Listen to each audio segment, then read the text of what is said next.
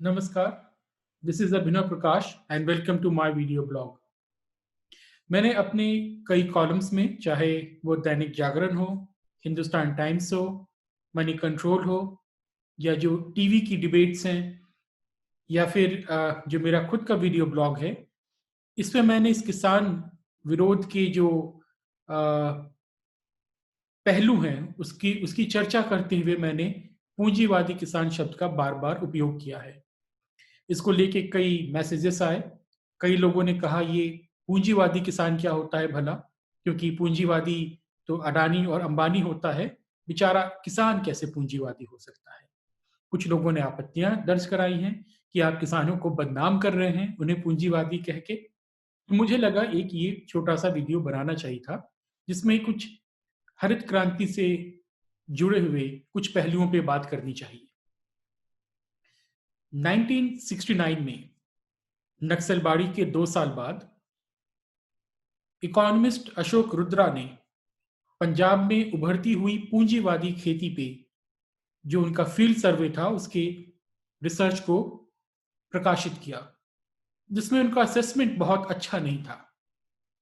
उसके रिस्पॉन्स में डेनियल थॉर्नर, जो एक बड़े स्कॉलर थे भारतीय कृषि पे, भारतीय खेती पे, उन्होंने अपने जो उनका फील्ड सर्वे रहा है, उनका जो स्टडी रही है, उसके आधार पे उन्होंने एक और रिसर्च प्रकाशित किया, जिसमें उन्होंने अशोक रुद्रा के जो स्टडी थी, उसके पेसिमिज्म को नकारते हुए कहा कि भारत में वाकई में पूंजीवादी खेती का उद्भव होता दिख रहा है।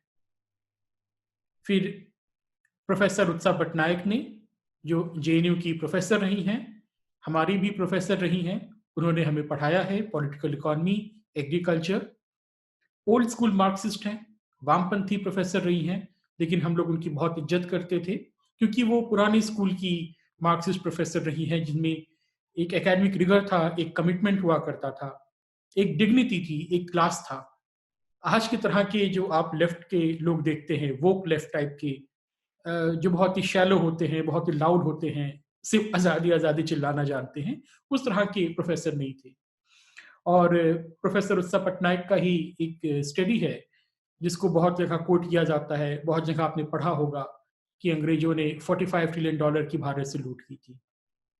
खैर, प्रोफेसर उत्सा पटनायक ने भी अपना रिसर्च पब्लिश किया, जिसमें उन्होंने कहा कि वाकई में भारत में पूंजीवादी किसान वर्ग का उद्भव हो रहा है, उभरता हुआ वो दिख रहा है। अशोक रुद्रा ने इसको रिस्पॉन्ड किया, उत्सा पटनायक ने उसको काउंटर फिर से किया, इसमें बाद में परेश चट्टोपाध्याय ने इंटरवीन किया और कई स्कॉलर्स ने, कई अर्थशास्त्रियों ने इसमें इस बहस में हिस्सा लिया। ये बहुत ही प्रसिद्ध बहस है भारतीय अर्थशास्त्र में। Mode of production in Indian agriculture पे जो डिबेट है, ये काफी प्रसिद्ध है और काफी महत्वपूर्ण रही है। बात यह है कि पूंजीवादी किसान या पूंजीवादी खेती का ये शब्द ना तो नया है, ना तो अनोखा है, बल्कि एक प्रमाणिक और स्थापित शब्द है पॉलिटिकल इकोनॉमी के डिस्कोर्स में। पूंजीवादी किसान फिर होता क्या है? पूंजीवादी किसान उसको कहते हैं जो मीन्स ऑफ प्रोडक्शन को, इस केस में जो आपकी जमीन है, जो आपकी खेत है, उसको ओन करता है, वेज लेबर को हायर करता है, मतलब परंपरागत लेबर को, जो भारत में जाति आधारित लेबर है, उसको हायर नहीं करके वेज लेबर हायर करता है और मुनाफे के लिए काम करता है। पूंजीवाद का मतलब बड़ी बड़ी इंडस्ट्रीज नहीं होता है, ये लोगों को एक गलत फहमी है। पूंजीवाद उत्पादन के संबंधों से निर्धारित होता है, उत्पादन के स्तर से नहीं। औद्योगिक क्रांति तो बहुत नई चीज है, बड़ी बड़ी इंडस्ट्री तो कम्युनिस्ट भी बना चुके हैं। सोवियत संघ तो एक ही पीढ़ी में इंडस्ट्रियलाइज हो गया था। पूंजीवाद औद्योगिक क्रांति से बहुत पुरानी व्यवस्था है, जिसकी जड़ें मेडिवल यूरोप के, मध्यकालीन यूरोप के कृषि पूंजीवाद और मर्केंटिलिज्म में जाती है। तो इसको कभी कंफ्यूज नहीं करें कि इंडस्ट्री, बड़ी इंडस्ट्री या बड़े उद्योगपति पूंजीवादी होते हैं, ऐसा नहीं है। और भारत में पूंजीवाद की जो खेती है, इसको पूंजीवादी खेती बोलते हैं, इसकी शुरुआत अंग्रेजों के काल में ही हो चुकी थी। हालांकि स्वतंत्रता के बाद और हरित क्रांति के बाद ये बहुत तेजी से फैली, खासतौर पे उत्तर पश्चिमी भारत में और खासतौर पे पंजाब में, क्योंकि पंजाब उसका फोकल पॉइंट था। तो सरकार ने जो सस्ते में बिजली, पानी, इजी क्रेडिट, मशीन खरीदना सस्ते में और जो एमएसपी देना, बाकी सुविधाएं देना शुरू किया, तो उसके कारण ये जो नई तरीके की खेती थी, जो नए प्रकार की खेती थी, जैसे मैंने बोला इसमें वेज लेबर हायर करते हैं, मुनाफे के लिए काम किया जाता है, इसका प्रसार बहुत तेजी से हुआ। एक तरीके से ये स्टेट स्पॉन्सर्ड पूंजीवाद भी था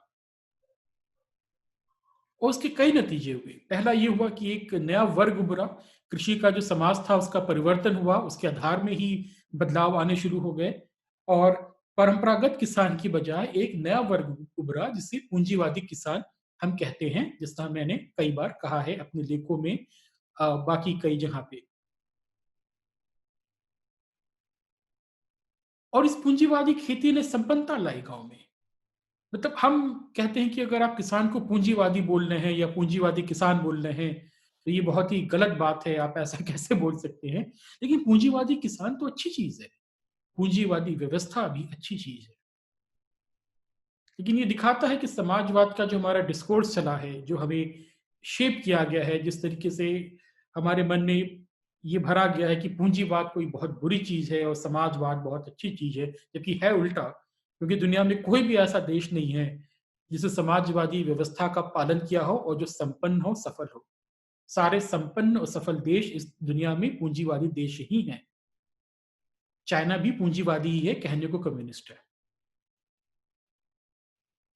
तो ये जो नई तरीके का किसान वर्ग उभरा, ये 70 के दशक में, 80 के दशक में, इसने भारतीय किसान को बदल दिया, भारतीय राजनीति को बदल दिया, गांव की अर्थव्यवस्था को बदल दिया।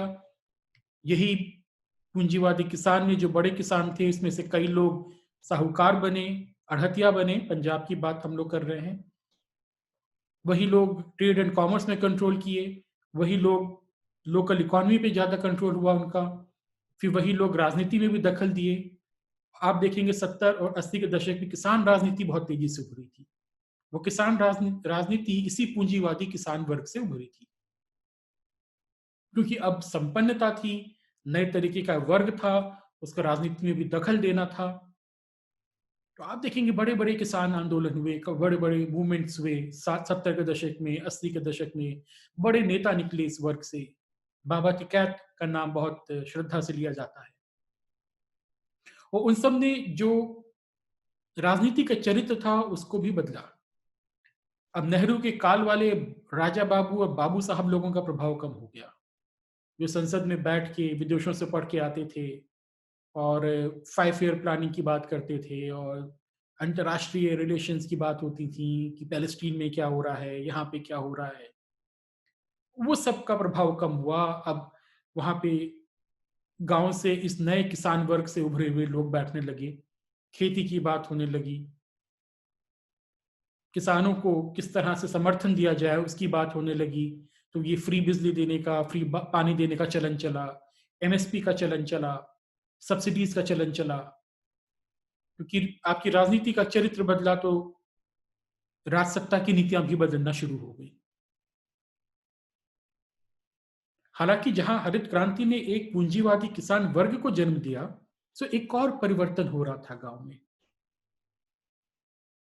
वो परिवर्तन हो रहा था जो आपका मजदूर वर्ग था गांव का, जो खेतीहर मजदूर होता है, एग्रेरियन लेबरर, जो भारत में अधिकतर दलित जातियों से आता है। पहले वो परंपरागत दलित जो जो जातियां थी, परंपरागत काम करती थी, खेतों में मजदूर होती थी, जो पूरा जजमानी व्यवस्था थी। वो खेतों में किसानों के काम करती थी, उनको कोई पैसा नहीं मिलता था, कोई वेज नहीं मिलता था, कोई दिहाड़ी नहीं मिलती थी, बल्कि जब फसल कटती थी तो उसमें से थोड़ा सा हिस्सा उनको दे दिया जाता था। अधिकतर जो सबसे खराब होता था उसी को दिया जाता था। बाकी समय वो छोटे मोटे काम करती थी जमींदारों के यहाँ, किसानों के यहाँ। पैसे तो होते नहीं थे, तो जो रोजमर्रा की जरूरतें होती थी उसके लिए वो जो किसान जातियां होती थी उन पे डिपेंडेंट होते थे, चाहे वो जिसको हम कहते हैं सवर्ण जातियां हो या जो मिडिल कास्ट हो, जैसे पंजाब में जट सिख हो गए या कई जगह पे कुर्मी हो गए या कोई और जातियां हो गई साउथ में। लेकिन अब पूंजीवादी खेती आने के बाद वो परंपरागत जो लेबर था वो बदलने लगा, वो जातिगत लेबर बदल के अब दिहाड़ी मजदूर बनने लगा। वेज लेबर, जैसे हमने बोला, वेज लेबर बहुत इंपॉर्टेंट पॉइंट है। तो अब उसको खेती में काम करने के पैसे मिलने लगे। और जैसा कि हायक ने कहा है कि money is the greatest instrument of freedom ever invented. पैसा स्वतंत्रता का सबसे बड़ा साधन है जो आज तक इस दुनिया में हुआ है। तो हाथ में जब पैसे आने लगे तो उनकी सामाजिक स्थिति में भी बदलाव आने लगा। अब वो हर चीज के लिए किसानों पे डिपेंडेंट नहीं थी, जमींदारों पे डिपेंडेंट नहीं थी दलित जातियां। उनके लोगों के पास पैसे आने लगे, उनके पास उसके साथ साथ सामाजिक और राजनीतिक स्वतंत्रता भी आने लगी। इनफैक्ट आपकी राजनीतिक और सामाजिक जो फ्रीडम है वो आपकी इकोनॉमिक फ्रीडम पे ही निर्भर करती है।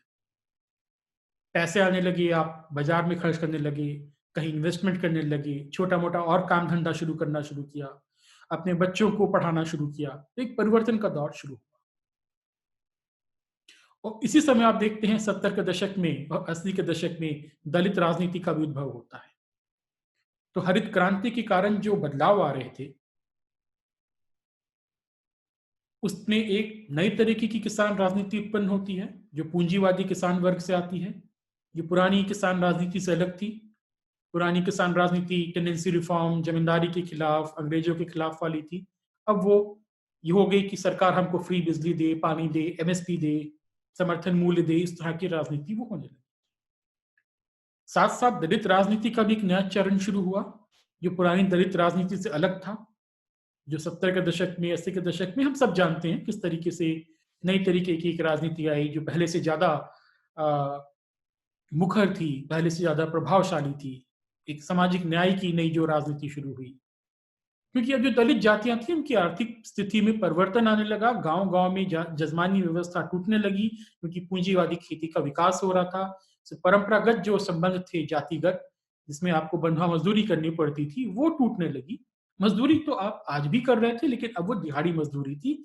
आपके पास कुछ पैसे आ रहे थे, कैश इन हैंड आ रहा था, उससे बाकी चीज बदलने लगी। और ये किस्सा पुराना है।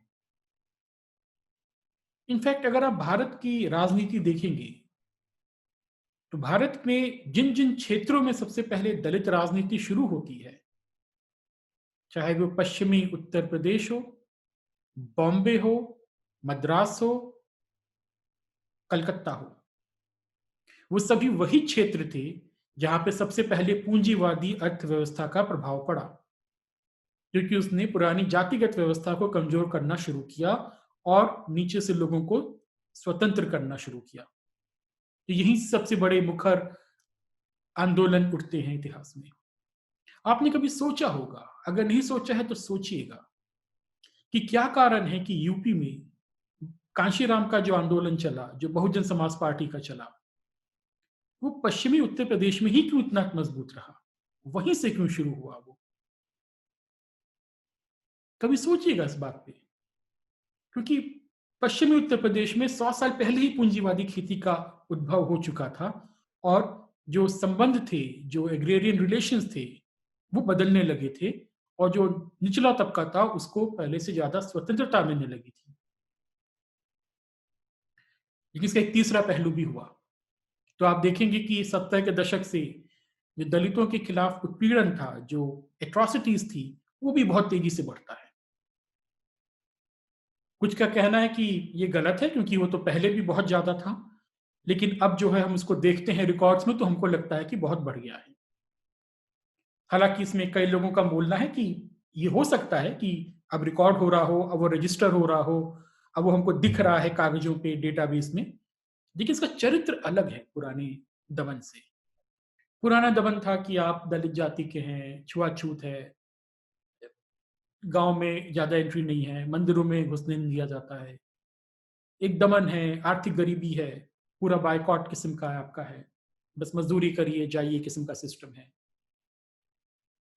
तो जो आपका जो वायलेंस है वो स्प्रेड आउट है, वो एक दिन में नहीं हो रहा है, वो सिस्टमैटिक वायलेंस है। लेकिन 70 के दशक से जो हिंसा शुरू होती है दलितों के खिलाफ, वो अलग तरीके की है। आप देखेंगे मैसेकर होना शुरू होते हैं, नरसंहार होना शुरू होते हैं। तो उसका कारण ये है कि जब पूंजीवादी खेती स्प्रेड की और जो दलित जातियां थीं, जो मजदूर थीं पहले, जो पहले बेगार करती थीं, बंधुआ मजदूरी का करती थीं, अब वो दिहाड़ी मजदूर में बदल गई। उसके कारण उनके पास फ्रीडम आई पहले से ज्यादा। जो किसान जातियां थीं या जो डोमिनेंट कास्ट थी, उनका प्रभाव जो होता था, जो सोशल प्रभाव होता था, उससे थोड़ा अलग होने लगी, उससे वो टूटने लगा, कमजोर करने लगा। तो आप उनको डिसिप्लिन कैसे करेंगे, अनुशासित कैसे रखेंगे? सो पहले तो वो सिस्टमैटिक वायलेंस था, तो आप कुछ कर ही नहीं सकते थे। अब जब वो अलग होने लगे, तो वो तरीके-तरीके की बात करने लगे, अब वो बच्चों को पढ़ाने लगे, फिर वो आपसे पलट के बात करने लगे, चुनौती देने लगे, फिर राजनीति में भी जाने लगे क्योंकि और भी परिवर्तन हो रहे थे भाई। लोकतंत्र स्प्रेड कर रहा था, डेमोक्रेसी स्प्रेड हो रही थी, रिजर्वेशन के कारण सोशो इकोनॉमिक मोबिलिटी बढ़ी थी। तो अब आप उनको अनुशासित कैसे करेंगे, जो आपका पुराना मजदूर वर्ग था? And you do that by spectacular feat of violence to instil fear and dominance. और ये आप देखते हैं, ये होना शुरू होता है, पूरे भारत में होता है, सिर्फ एक जगह की बात नहीं हो रही है। ये एक नया फेज शुरू होता है एट्रोसिटीज का। मैं ये बातें इसलिए कर रहा हूं क्योंकि इन बातों पे कोई ध्यान नहीं देता है।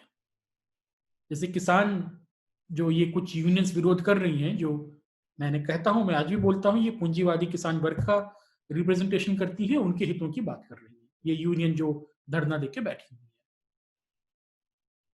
हम इनकी बात करते हैं, हम ये बात कर रहे हैं ये प्रदर्शन क्यों हो रहे हैं, इसकी बात नहीं करते,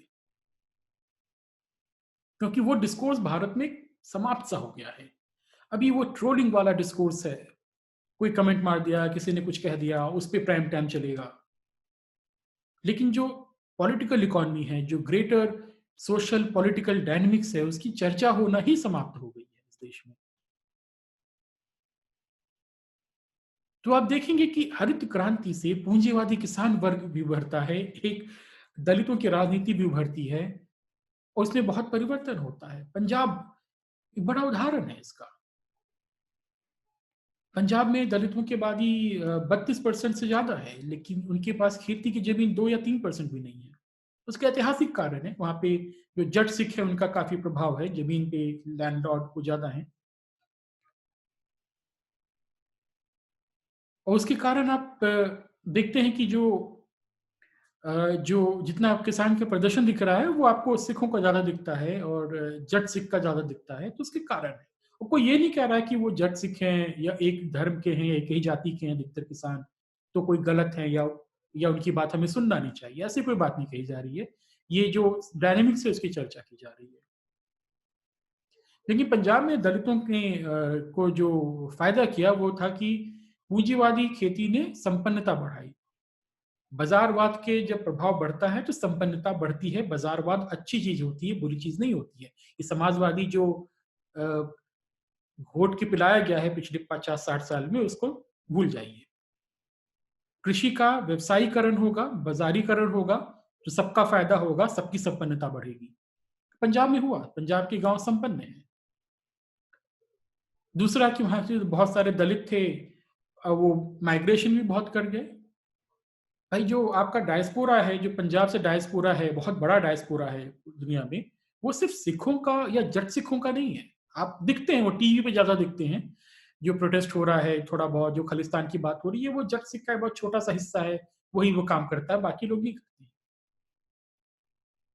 दरअसल जब हरित क्रांति हुई तो उसका फायदा किसान वर्ग को हुआ पंजाब में, और क्योंकि जट सिख ज्यादा किसान थे, उनके पास जमीनें अधिकतर उन्हीं के पास थी, तो उनका दबदबा काफी बढ़ा, उनकी संपन्नता बढ़ी, उनके पास सामाजिक ताकत बढ़ी, राजनीतिक ताकत बढ़ी। जो सामाजिक इंस्टीट्यूशंस थे, जो धार्मिक इंस्टीट्यूशंस थे, उस पर उनका कंट्रोल बढ़ा। तो अब आपको लगता है हरित क्रांति के बाद कि सिखिज्म का मतलब जट सिख होता है, लेकिन वो सिख समाज का एक हिस्सा है केवल। बहुत सारे अन्य जातियां हैं सिख समाज में, जो उनका कंसर्न अलग है, उनका जो विजन है, उनका जो अंडरस्टैंडिंग है वो अलग है। मजहबी सिख बहुत बड़ा है, जो दलित सिख बोलते हैं। इनका भी डायस्पोरा विदेशों में बहुत बड़ा है। आप इटली में जाएंगे, जर्मनी में जाएंगे, यूके में जाएंगे, रविदशिया समाज है जो अपना वो परंपरागत सिख धर्म से अपना आपको अलग मानता है। बहुत बड़ा डायस्पोरा है। लेकिन हम लोग उनकी बात ही नहीं करते हैं। हमारे जो एम्बेसडर होते हैं इस कंट्री में, वो इन लोगों से कनेक्शन ही नहीं रखते हैं। या तो उनको समझ में नहीं आता है, या हो सकता है कोई और कारण हो कि वो दलित सिख हैं तो उनसे क्या रिश्ता रखना। जबकि बहुत संपन्न तबका है विदेशों में जो दलित, जो पंजाब के दलित हैं। बड़े बड़े इंडस्ट्री है, बिजनेस है, पढ़ा लिखा है काफी, लेकिन फिर भी इनको साइडलाइन कर दिया जाता है। भारत की विदेश राजनीति जो होती है, कभी इस पे बहुत फोकस नहीं किया, उनको मोबिलाइज नहीं किया कि ये जो भारत के खिलाफ प्रोपेगेंडा हो रहा है उसके लिए इनको मोबिलाइज करें। कभी कोशिश नहीं हुई है। वो भी अलग तरीके का एक सामाजिक इक्वेशन है। लेकिन आप देखिए, इन सब मुद्दों की चर्चा नहीं होती है, लोगों को पता नहीं ये सब बातें।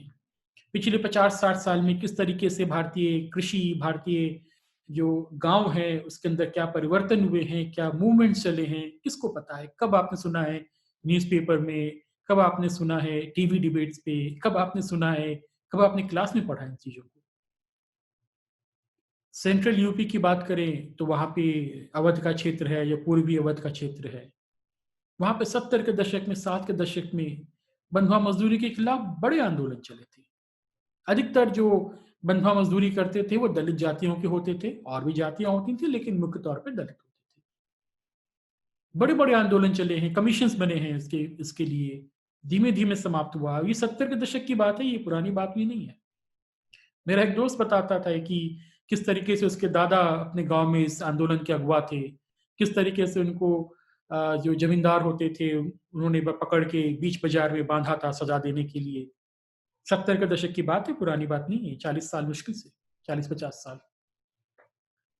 किस तरीके से उस समय एक पॉपुलर मिथ था वहां पे, जो वहां के दलित मजदूर थे, कि भारत के संविधान की जो पहली लाइन है वो कहती है कि बंधुआ मजदूरी देश से समाप्त हो गई है। इंटरेस्टिंग बात है, क्योंकि ये बताता है कि कॉन्स्टिट्यूशन के लोगों के लिए मायने क्या थे। वो जो आज बड़ी बड़ी बातें लिखी जाती हैं, कॉन्स्टिट्यूशनल मोरालिटी, कॉन्स्टिट्यूशनल पेट्रियोटिज्म, किसी को मतलब नहीं। वो उस तबके के लिए कॉन्स्टिट्यूशन का मतलब था कि बंधुआ मजदूरी खत्म हुई। आजादी का मतलब था कि बेकार सिस्टम खत्म हुआ। इनफैक्ट बताता है कि उसके एक दादा थे जो कुछ साल पहले तक जीवित थे, रिश्ते में दादा लगते थे गांव के, बहुत बूढ़े थे, 90-90 साल के हो गए थे। वो मरते दम तक यही मानते थे कि भारत के संविधान की पहली लाइन है कि बंधुआ मजदूरी समाप्त कर दी गई है। और वो समझाने में भी कभी नहीं मानते थे, कहते थे कि हमने झूठी लड़ाई लड़ी है। हमने तो यही मान के लड़ा कि कॉन्स्टिट्यूशन पहली लाइन में यही कहता है कि सब आजाद हैं और बेकार सिस्टम खत्म हो गया। तो ये सब बड़े आंदोलन रहे हैं, इसकी बात नहीं होती है। ये दिखाता है कि भारत का इतिहास कितना इलिटिस्ट है, और किस तरीके से इसको लिखा गया है कि इसमें जनता की ही बात नहीं है, बाकी सबकी बात है। मतलब पुराने इतिहास में किसी मुगल, किसी तुर्क की बात होगी, आजादी की बात एक और डायनेस्टी की बात होगी, तो केवल राजवंशों डायनेस्टियों का इतिहास चल रहा है, जनता का इतिहास नहीं। लेकिन इन सब मुद्दों पर चर्चा करनी होगी। पंजाब के जो किसान हैं उनकी भी चर्चा करनी होगी। देखिए, जो पंजाब के किसान हैं बहुत ही मेहनती किसान है, इसमें कोई शक नहीं है, लेकिन उनकी मांगे इस समय गलत हैं। उसकी चर्चा हम पुराने वीडियो ब्लॉग में कर चुके हैं कि क्यों गलत है। लेकिन उसमें उनकी भी गलती नहीं है, क्योंकि वो तो सिर्फ रिस्पॉन्ड कर रहे हैं कि जो पॉलिसी स्ट्रक्चर प्लेस है उसको उन्होंने रिस्पॉन्ड किया है। कि आप एमएसपी ज्यादा दे रहे हैं गेहूं चावल पे, तो हम गेहूं चावल उगाएंगे। ये बात अलग है कि हमें गेहूं चावल उतना नहीं उगाना चाहिए, हमारी खेती बर्बाद हो रही है, जमीन बर्बाद हो रही है, हम कम उपजाऊ जमीन पे भी गेहूं और धान की खेती कर रहे हैं, तो हमें ज्यादा केमिकल फर्टिलाइजर डालना पड़ रहा है, ज्यादा पानी यूज हो रहा है, तो लागत बढ़ रही है। वो लागत हमको बाजार की कीमत में मिल नहीं रही है, क्योंकि उतने गेहूं चावल की आवश्यकता है नहीं, सप्लाई बहुत ज्यादा है। हमारे जो गोदाम है वो 2.5 गुना ज्यादा भरे हुए हैं गेहूं चावल से। लेकिन वो तो जो पिछले 30-40 साल की राजनीति चली है कि फ्री में बिजली दे देना, पानी दे देना, एमएसपी दे देना, वो किसान तो उसको रिस्पॉन्ड कर रहे हैं अपने व्यक्तिगत लेवल से देखा जाए, वो बड़ी पिक्चर नहीं देख सकते हैं। तो उनसे भी सरकार को आ, बात करनी चाहिए, उनको भी विश्वास में लेना चाहिए और बोलना चाहिए कि देखिए, आपको मदद नहीं करने करने की बात नहीं है, बात ये है कि आपका जो इनएफिशिएंट एग्रीकल्चर है, पूरा पंजाब आज की तारीख में कैंसर बेल्ट बन गया है। सबसे ज़्यादा देश में कैंसर पंजाब में होते हैं। बहुत हाई रेट है। इसका कारण है खेती किस तरीके से हो रही है, बहुत गलत हो रही है। पानी का जल स्तर खत्म हो गया है। अगले 20-30 साल में पंजाब को सूखाग्रस्त होने का दंश झेलना पड़ सकता है, अकाल पड़ सकता है। इतना कम पानी हो गया है वहाँ पे, क्योंकि वहाँ पे धान की खेती हो रही है। पंजाब सूखा क्षेत्र है, वहाँ बारिश उतनी नहीं होती है। तो उनको अनसस्टेनेबल खेती से नई खेती पे ले जाने के लिए जो भी पैसा लगे, जो भी सब्सिडी लगे, वो देना चाहिए। देश में कोई विरोध नहीं करेगा।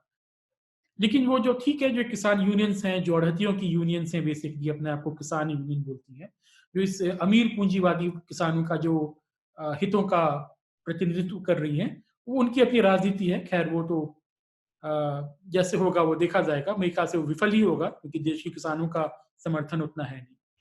लेकिन जो वाइडर खेती के डायनेमिक्स हैं हमारे ग्रामीण समाज की, वो किस तरीके से बदला है, उसकी बात होनी चाहिए। और जब खेती की बात होती है, गाँव की बात होती है, तो सिर्फ़ किसानों की बात नहीं हो सकती है। किसान बहुत छोटा हिस्सा है गाँव का। ये बोलते हैं अन्नदाता, अरे अन्नदाता क्या होता है मुझे तो नहीं पता। किसान अन्न का उत्पादक होता है, दाता नहीं होता है। वो ना किसी को फ्री में दे रहा है, ना किसी को दान कर रहा है। वो अपना जीविका कमा रहा है, अच्छी बात है और कमाना चाहिए, उसको उसमें फ़ायदा हो, वो हम सब चाहते हैं। लेकिन सबकी बात होगी, मज़दूरों की भी बात होगी। अगर खेती की बात होगी तो वहाँ के जो मार्जिनल किसान हैं, वहाँ का जो खेतीहर मज़दूर है, जो मेजॉरिटी है पॉपुलेशन की, उसकी बात भी होगी। सिर्फ़ किसानों के हितों से गाँव खेती के क्षेत्र को या गाँव के हितों को नहीं देखा जाएगा। ये बात भी हमको समझनी चाहिए। खैर मैं यही बोलना चाहता था, एक छोटा-सा ये जो बिंदु था वो आपके ध्यान में लाना चाहता था। हो सकता है किसी और विषय पे, किसी और चर्चा पे फिर मुलाकात होगी। धन्यवाद।